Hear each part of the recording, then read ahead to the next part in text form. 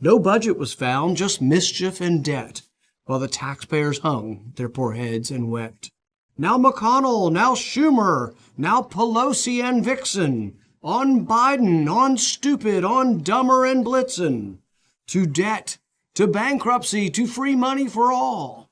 Now dash away, more cash for all.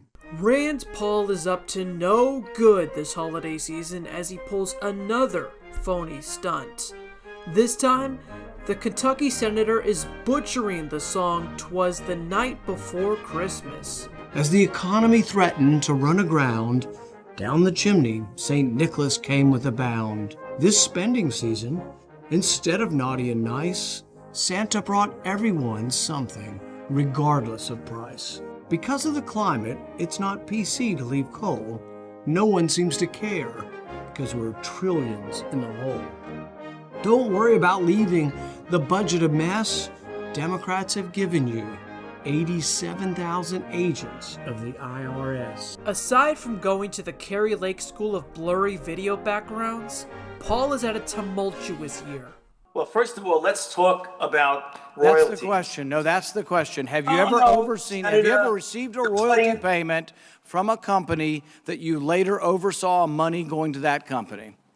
You know, I don't know as a fact, but I doubt it. Can you tell me if anybody on the vaccine approval committees ever received any money from people who make the vaccines? Soundbite number one, are you going to let me answer a question? When people decry vaccine hesitancy, it's coming from the gobbledygook that you give us. As a matter of fact, Reuters fact check looked at that and said Fauci's 2004 comments do not contradict his pandemic stance. Actually, words don't lie. I have never, ever denied fundamental immunology. In fact, I wrote the chapter in the textbook of medicine on fundamental immunology.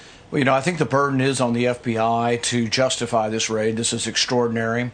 This is also the same FBI that used a foreign intelligence warrant to snoop on and spy on the Trump campaign. So the burden is on them to prove that this is not a politically motivated witch hunt. I believe it was yesterday, Mike Pence, who was up in New Hampshire, he called on the attacks on the FBI to stop. But part of a democratic republic like we have is allowing dissent and having discussion over government behavior. I'm going to require proof that there was actually some sort of probable cause of a crime, and I'm suspicious that there was not. We'll have no budget this year.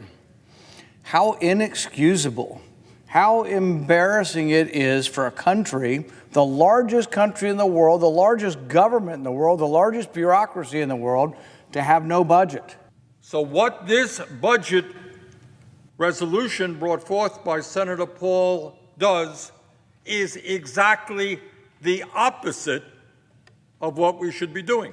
Instead of expanding Medicare to make sure that every man, woman, and child in this country has health care as a human right, this is a budget that would lead to devastating cuts to Medicare, cuts to Medicaid, cuts to other public health programs. And Senator Paul's budget, well, you guessed it, you're right.